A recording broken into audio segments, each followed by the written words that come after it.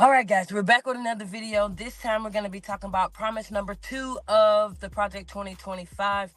Still kind of toward the beginning here. We got a lot of pages to go, so we're going to go ahead and get this started now. If you're on YouTube, make sure you're subscribing to the channel so you can keep up with the videos. If you're on Facebook, I appreciate you. Just make sure you like the video on both platforms and make sure you're sharing this video out, okay? I'm not going to hold you long. I'm going to read through it, and I'm going to give you my thoughts on it. And I hope that you leave your thoughts and your comments, whatever, in the comments section, okay? So let's get into it. All right. Promise number 2 is the dismantle the administrative state and return self-governance to the American people. Of course, the surest way to put the federal government back to work for the American people is to reduce its size and scope back to something resembling the original constitutional intent. Conservatives desire a smaller government, not for its own sake, but for the sake of human flourishing. But the Washington establishment does not want a constitutionally limited government because it means they lose power and are held more accountable by the people who put them in power. Like restoring popular sovereignty, the task for reattaching the federal government's constitution and democratic tethers calls to mind Ronald Reagan's observation that there are no easy answers, but there are simple answers. In the case of making the federal government smaller, more effective, and accountable, the simple answer of is the Constitution itself. The surest proof of this is how strenuously and creatively generations of progressives and many Republicans inside have worked to cut themselves free from the strictures of the 1789 Constitution and subsequent amendments. Consider the federal budget. Under current law, Congress is required to pass a budget and 12 issue specific spending bills comporting with it every single year. The last Congress did so was in 1996. Congress no longer meaningfully budgets, authorizes, or categorizes spending. Instead, party leaders negotiate one multi-trillion-dollar spending bill, several thousand pages long, and then vote on it before anyone literally has a chance to read it. Debate time is restricted. Amendments are prohibited. And all of this is backed up against a midnight deadline when the previous omnibus spending bill will run out and the federal government shuts down. This process is not designed to empower 330 million American citizens and their elected representatives, but rather to empower the party elite secretly negotiating without any public scrutiny or oversight. In the end, the congressional leaders' behaviors and incentives here are no different from those of global elites insulating policy decisions over the climate, trade, public health, you name it. From the sovereignty of national electorates, public scrutiny and democratic accountability make life harder for policymakers. So they skirt it. It's not dysfunction, it's corruption. And despite its gaudy price tag, the federal budget is not even close to the worst example of its corruption. That distinction belongs to the administrative state, the dismantling of which must be a top priority for the next conservative president. The term administrative state refers to the policy-making work done by the bureaucracies of the federal government's departments, agencies, and millions of employees. Under Article 1 of the Constitution, all legislative powers herein granted shall be vested in a Congress of the United States, which shall consist of a Senate and a House of Representatives. That is federal law to enact only by elected legislators in both houses of Congress. This exclusive authority was part of the framers' doctrine of separated powers. They not only split the federal government's legislative, executive, and judicial branches into different branches, they also gave each branch checks over each other. Under our Constitution, the legislative branch, Congress, is far away from most power. I'm sorry, it says is far and away the most power and correspondingly the most accountable to the people. In recent decades, members of the House and Senate discovered that if they give away that power to the Article 2 branch of government, they can also deny responsibility for its actions. So today in Washington, most policy is no longer set by Congress at all, but by the administrative state. Given the choice between being powerful but vulnerable or irrelevant but famous, most members of Congress have chosen the latter. Congress passes intentionally vague laws that delegate decisions making over a given issue to the federal agency. The agency's bureaucrats, not just unelected but seemingly unfireable, then leap at the chance to fill the vacuum created by Congress' preempting cowardice. The federal government is growing larger and less constitutionally accountable, even to the president, every year. A combination of elected and unelected bureaucrats at the Environmental Protection Agency quietly strangles domestic energy production through difficult to understand rulemaking processes. And then there's some bullet points. It says bureaucrats at the Department of Homeland Security, following the lead of a feckless administration, order border and immigration enforcement agencies to help migrants criminally enter our country with impunity. Bureaucrats at the Department of Education inject racist, anti-American, historical propaganda into America's classrooms. Bureaucrats at the Department of Justice force school districts to undermine girls' sports and parents' rights of safe to satisfy transgender extremists. Woke bureaucrats at the Pentagon force troops to attend training seminars about white privilege. And bureaucrats at the State Department infuse U.S. foreign aid programs with woke extremism about intersectionality and abortion. Unaccountable federal spending is the secret lifeblood of the Great Awakening. Nearly every power center held by the left is funded or supported, one way or another, through the bureaucracy by Congress. Colleges and school districts are funded by tax dollars. The administrative state holds 100% of its power at the surface of Congress, and its insulating from presidential discipline is an unconstitutional fairy tale spun by the Washington establishment to protect its turf. Members of Congress shield themselves from constitutional accountability, often when the White House allows them to get away with it. Cultural institutions like public libraries and public health agencies are only as independent from the public accountability as elected officials and voters permit. Let's be clear. The most egregious relations promulgated by the current administrative come from one place, the Oval Office. The president cannot hide behind the agencies, as his many executive orders make clear. His is the responsibility for the regulations that threaten American communities, schools, and families. A conservative president must move swiftly to do away with these vast abuses of presidential power and remove the career and political bureaucrats who fuel it. Properly considered, restoring fiscal limits and constitutional accountability to the federal government is the continuation of restoring national sovereignty to the American people. In foreign affairs, global strategy, federal budgeting, and policymaking, the same pattern emerges again and again. Ruling elites slash and tear at restrictions and accountability placed on them. They centralize power up and away from the American people. A supranational treaties Two supernatural treaties and organizations, to left-wing experts, to sight unseen all or nothing legislating, to the unelected career bureaucrats of the American administrative state. As monolithic as the left's institutional power appears to be, it originates with appropriations from Congress and is made complete by a feckless president. A conservative president must look to the legislative branch for decision making or decision action. The administrative state is not going anywhere until Congress acts to retrieve its own power from bureaucrats and the White House. But in the meantime, there are many executive tools a courageous conservative president can use to handcuff the bureaucracy, push Congress to return to its constitutional responsibility, restore power over Washington to the American people, bring the administrative state to heel, and in the process defang and defund the woke culture warriors who have infiltrated every last institution of America.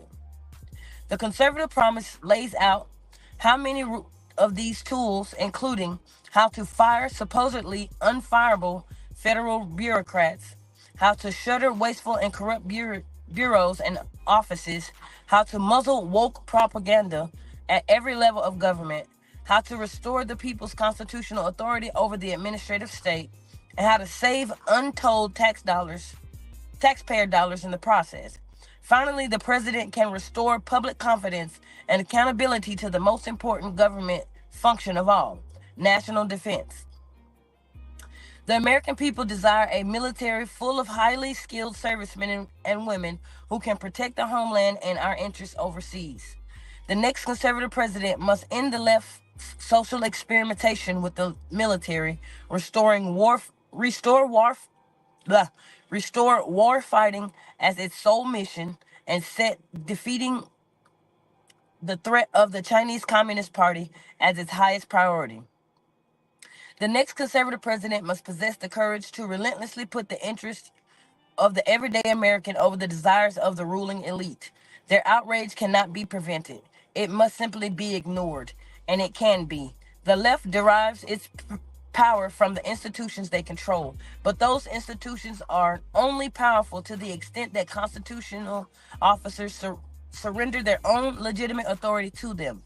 A president who refuses to do so and uses his or her office to reimpose constitutional authority over federal policymaking can begin to correct decades of corruption and remove thousands of bureaucrats from the positions of public trust that they have so long abused.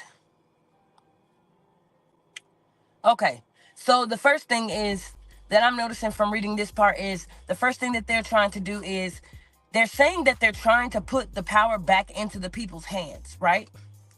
But what it sounds like to me is they're trying to take the power from the people who they feel are sitting in these seats and that they feel that they can't get rid of just by telling them that they're fired, right? The president ultimately wants to be able to say, hey, I'm going to dismantle this administrative state, all these bureaus, I'm going to dismantle those, and I'm basically going to run that by myself, and I'm going to make those decisions.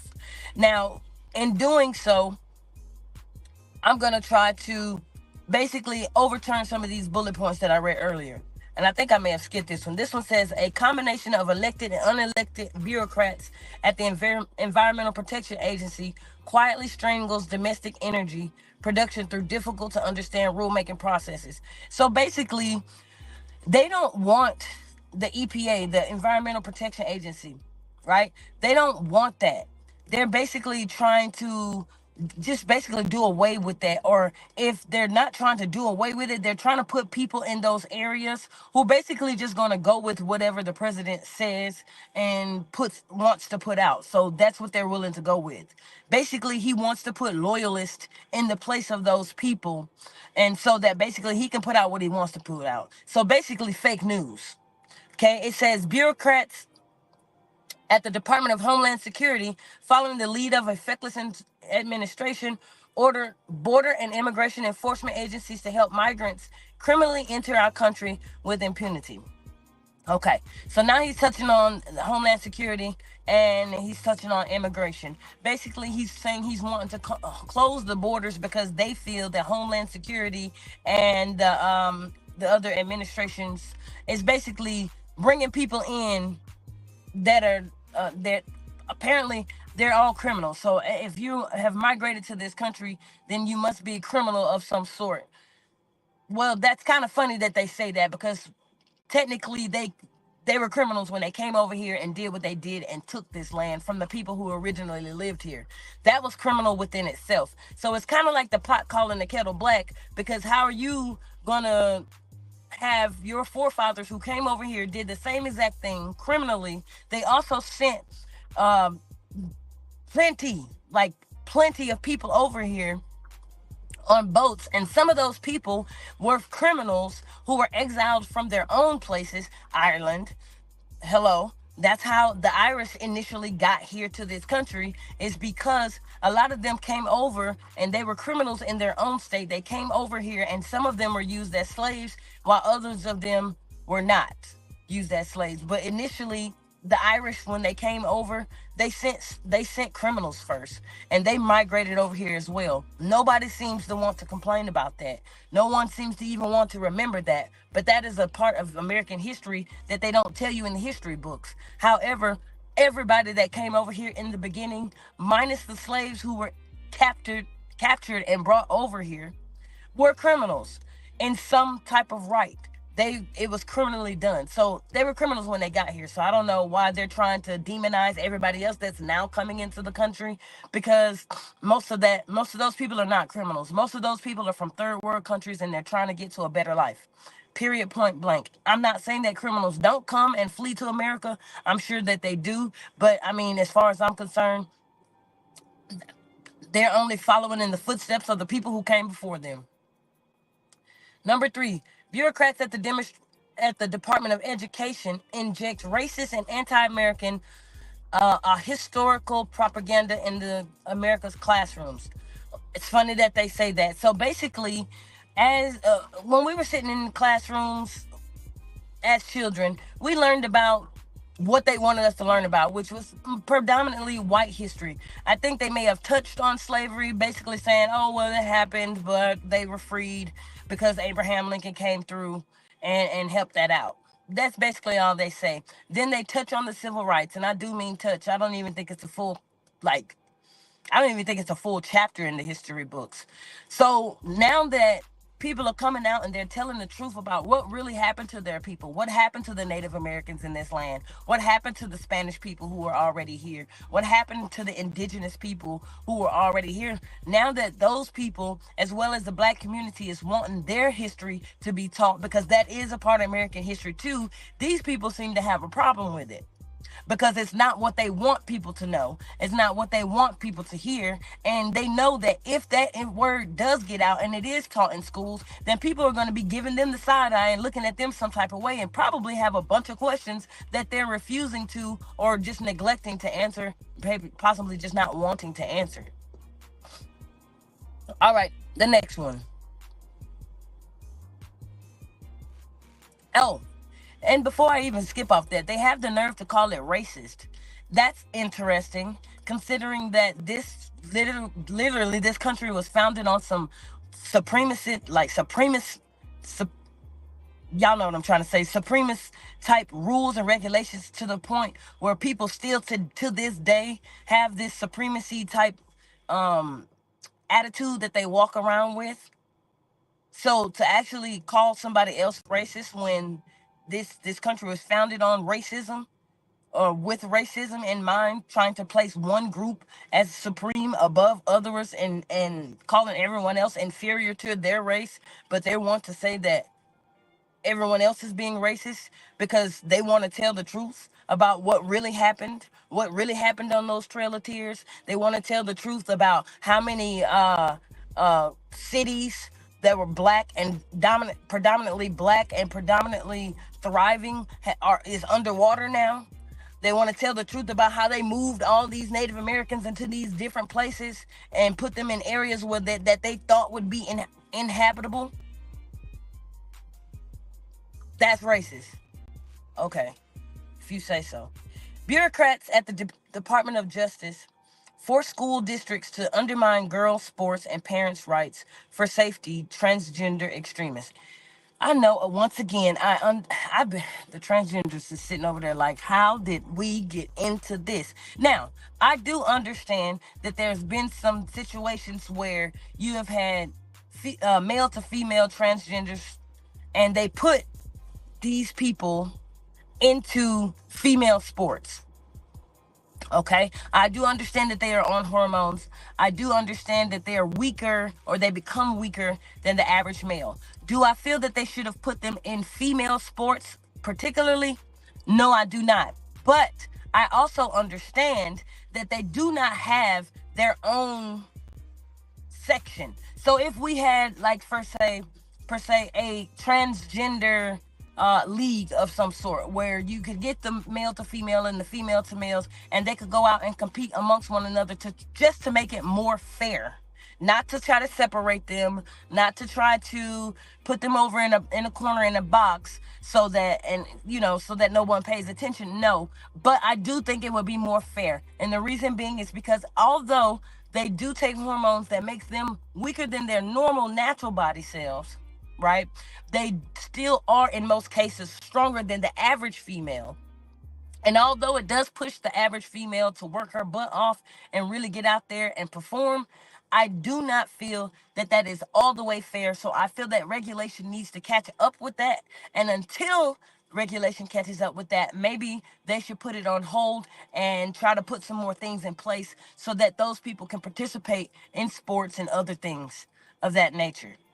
Because the thing about it is there are female to male transgenders as well, and I'm pretty sure that some of them are playing sports as well, but no one is really complaining about those because they don't see it as a threat in some type of faceted. They don't see it as a threat, so it's not being complained about. But when it comes to the females, it's being more complained about.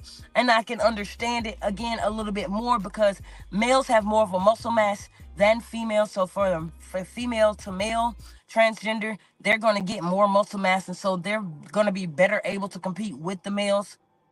However, from the male to female, there's only so much breakdown of the muscle tissue that can happen. And so it still puts them in a position where they're still a little bit stronger, a little bit faster than the average female that competes. So again, I feel like maybe we need to come up with something where they have their like the movie A League of Their Own, where they can still compete, where they can still play whatever they want, do whatever it is that they're wanting to do. Now, when I say compete, I'm talking about like sports, basketball, softball, you know, soccer, things of that nature, things that are like really physical. When it comes to stuff like dancing and stuff like that, I don't really feel like they're a threat in those areas. If you want to do ballet, do ballet. You know what I mean? That if that's what you want to do, I don't feel like there's really that much of a physical threat there. But for those contact sports, yeah, maybe so. For like track and field and swimming and things of that nature, where it really does matter how strong you are. It really does matter. You know, because you're coming into contact with people who are not just physically strong and able to necessarily keep up. I do think that that's a little bit unfair because as a woman, as a biological woman myself, you can only train so much. You can only do so much. So, and no matter how much I train, without taking like extra juice, basically, to without juicing or without taking like extra measures, it's very hard. It would be very hard for a person to just eat right, work out really well, and still be able to compete in those situations. Okay, woke bureaucrats at the Pentagon force troops to attend training seminars about white privilege. Now, I've been in the military and I don't remember any training seminars about white privilege. I do not. I do not. So I don't know if that was just above my pay grade. Maybe it was. I don't know, but I really can't speak to that. But I can honestly say I sat in a lot of training seminars, a lot of them, almost weekly. You sit in some type of training seminar, and I've never come across a seminar about white privilege. I'm gonna leave that at that. Bureaucrats of the State Department infuse U.S. foreign aid programs with woke extremists about intersectionality and abortion.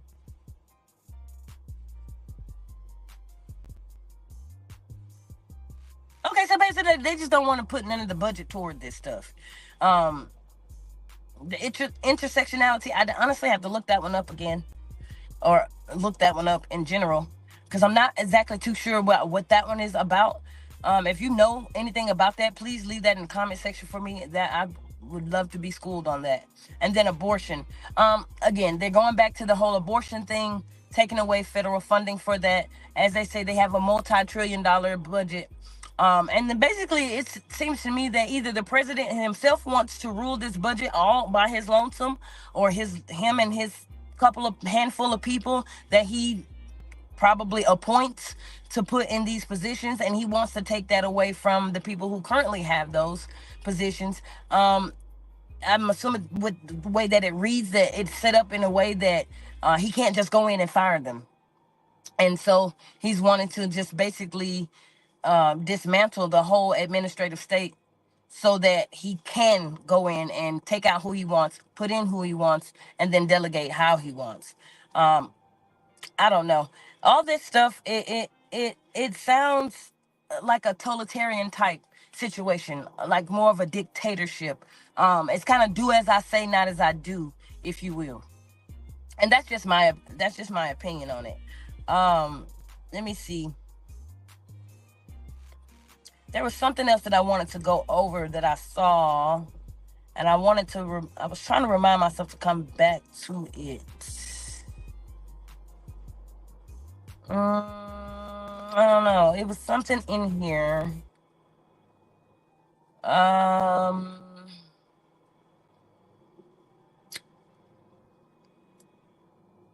uh, I can't remember. I'm looking for it, but honestly, I can't remember exactly where it was.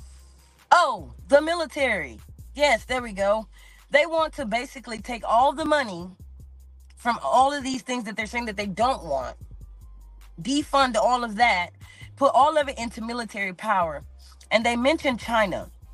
Let me tell you something.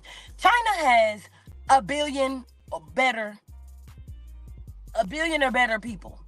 Maybe a couple billion. I would have to honestly look that one up. How many people are in China? Because let me tell you, China has a bunch of people, and 1.4 billion people live in China, okay? They outnumber America by probably 7 times. I'm sorry, 4 times. A little bit over 4. That's 4 times more than people. We only got 300 and something million people. 330 million approximately in this country. They have 1.4 billion. Leave them folks alone. Because what's going to happen is if they take all this money and try to put it toward the military, they're basically going to try to beef it up so that they can not only so-called protect the homeland, but also their foreign interests. Now, what you have to ask yourself is, what are those foreign interests? What are you trying to take from someone else now? If China decides to beef up their military, which we already can't handle as we speak, but if they decide to beef up their military even more than that with these 1.4 billion people, say these people are so gung-ho for China that they say, you know what, everybody 18 and over is going to sign up, and if the Americans come over here with that bull, we gonna hit them with the woo. We gonna hit them with the he. If they decide to do that, honey, you're going to be looking at a battle-sized fleet versus a war-sized fleet. It's not going to be good. So they could back it with as much money as they want to, but they going to basically have to push the button and hit some nuclear powers, because there's no way that they're going to be able to take down 1.4 billion people that are not stupid, that are not smart, that are very intelligent when it comes to math and or science. Hello. And don't think that they're going to come by themselves, because they have allies just like we have allies. So if they beef up their army, beef up their technology, which, hello, they got more than we do. Mind you, we trade with these people. We owe these people so much money. So I'm assuming that you would only go and try to basically bully them into letting us free of our debt in some form of fashion, but all the while still trying to trade goods with these people, because clearly they service the world. They service the world with everything. It doesn't matter what you take off or what you put on. Half of the stuff over half of the things that you wear or that you use says made in China. Those are not the people that you want to just be messing with. I don't care how many $1 trillion you put into the military. How about you take that $1 trillion and pay off the debt?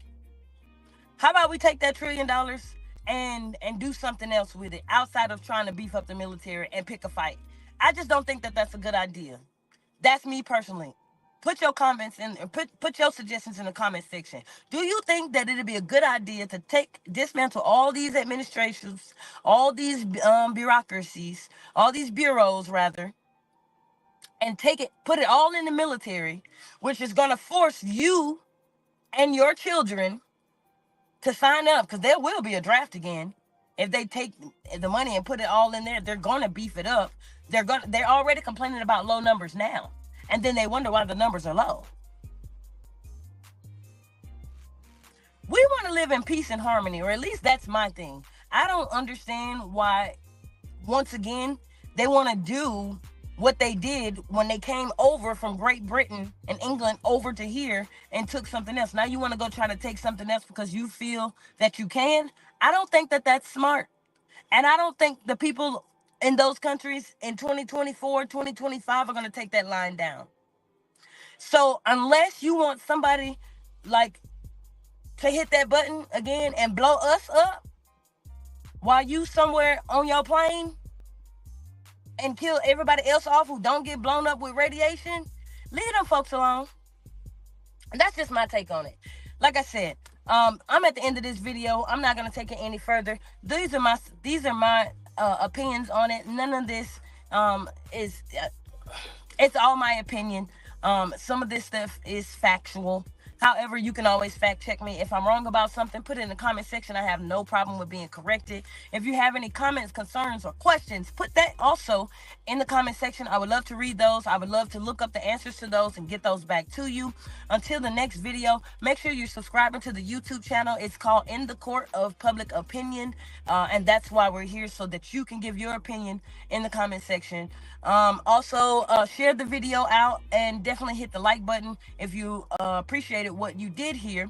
And yeah, if you're on Facebook, like I said, just like the video, share the video out. I'd like to get the content across the world, honestly, because a lot of people are not reading this Project 2025. A lot of people are going into this election on a popularity contest. This is not the time.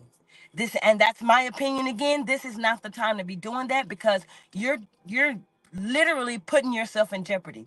This saying is for the American people. It's for you, all right. It's for you to do something. It's not for your freedoms exactly. So I need for everyone to get active. If you're not registered to vote, go register to vote. Go register. When it's time for you to do your votes, cast your votes. Not just for the presidential election, but also for your local elections, your congressional elections. If you're not voting at least 7 times within the year, or just in general within 7 elections, then you're behind. I need you to figure out, you got your Senate, you got your Congress, you got a lot, okay? You got your locals, you got your mayors, you got your governors, there's a lot of things, a lot of people that you can be voting for. And before you go down here, fill out your ballot and mark a bunch of answers on this ballot that you know nothing about for different districts and different areas on the federal, state, city, and county levels. You need to get well versed on what is actually taking place, what policies these people are supporting, and what policies these people are going against. Because a lot of you guys are, and I have been guilty of this myself, see all those questions on these ballots, and you just fill in blanks, you just filling in dots, and you don't even know what you're signing up for. And then when everything hits the fan, then you want to complain. But then you did it. In a lot of cases, you helped put these policies in place, not knowing what you were doing. So anyways, get well versed, share the video out. I hope you guys like the content, and I will holler at you on the next video.